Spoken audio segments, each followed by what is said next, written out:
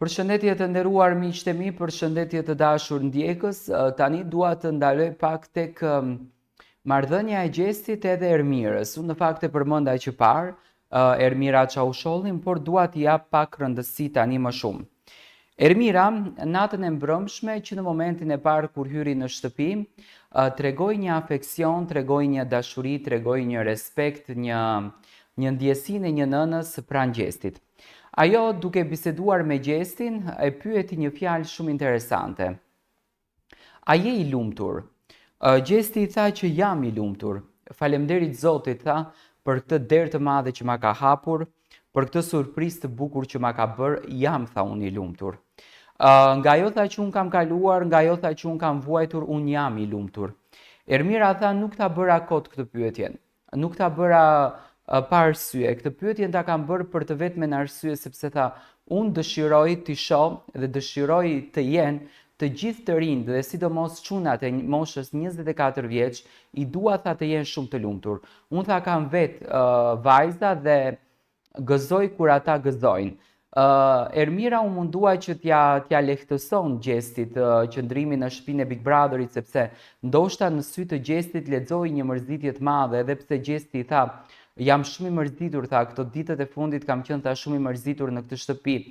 Ndoshta ndikon edhe vetë fakti që Gjesti po bën shumë ditë aty brenda dhe normalisht ka ndodhur shumë ngjarje, ka ndodhur shumë dinamizera, ka ndodhur shumë polemika, ka ndodhur shumë luftra që Gjestin e kanë mbytur brenda në shpirt, por qasja e Ermirës më dha një lloj ndjesie sikur një nën ka hyrë në Big Brother dhe mundohet që t'i jap shpirt një djalit 24 vjeç, i cili po lufton në të gjitha format e mundshme, vetëm e vetëm për të arritur që të siguron një shumë parash edhe t'ia dërgoj Tjatit edhe Tjëmës në Kosovë për të siguruar një jetë më të mirë.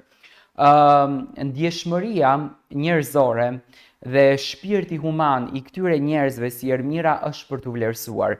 Pse i bëra një video në veçanti? I bëra një video në veçanti sepse në ditët e fundit dhe në kohën e fundit, në ngjarjet e fundit, në shënjestër kanë qenë nënat, në shënjestër kanë qenë vajzat, në shënjestër kanë qenë gratë. Dhe ndjesia e sinqert, e vërtet dhe pa filtra e Ermirës kundër drejt Gjestit më dha të kuptoj që ajo vërtet ka një lloj ndjesie të vërtet ndaj këtij djalit dhe në çdo cep që shkonte, Ermira mundohej që t'i jepte ngrohtësi, mbështetje dhe ta përqafonte në një farë mënyre me dashurinë e publikut Gjestit. Mori një duartrokitje shumë të madhe Ermira për këtë gjë, mori një mbështetje shumë të madhe nga publiku shqiptar për këtë gjë dhe në fakt edhe mua më ra në sy dhe doja ta komplimentoj për njeriu të cilin është. Fama nuk është se është një arritje në jetë, fama është thjesht një mundësi për popularitet, asnjë gjë tjetër. Dhe Ermira mbrëm e tregoi që në jetë nuk të bën fama, por të bën njeriu dhe këtu veproi shumë bukur me Gjestin. Gjesti ishte i gëzuar, ishte i lumtur, ishte mirënjohës për të gjithë rrugtimin e tij dhe për të gjithë atë që ai bëri në shtëpinë e Big Brotherit.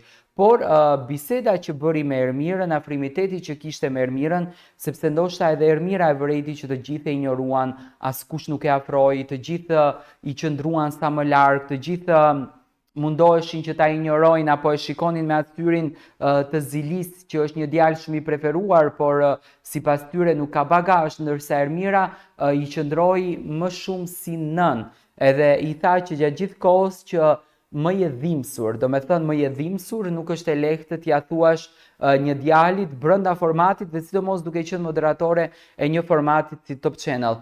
Siç duket Ermira mezi pret që ta ketë Gjestin në emision, por sinqerisht nga të gjitha takimet që ndodhen brëm me të gjithë moderatorët në shtëpi, ajo që unë pash ishte vetëm afrimiteti që në fakt dhe njerëzilliku apo dashuria që Ermira i dhuroi Gjestit. Uroj që të gjithë njerëzit të japin dashuri të këtillë të sinqertë.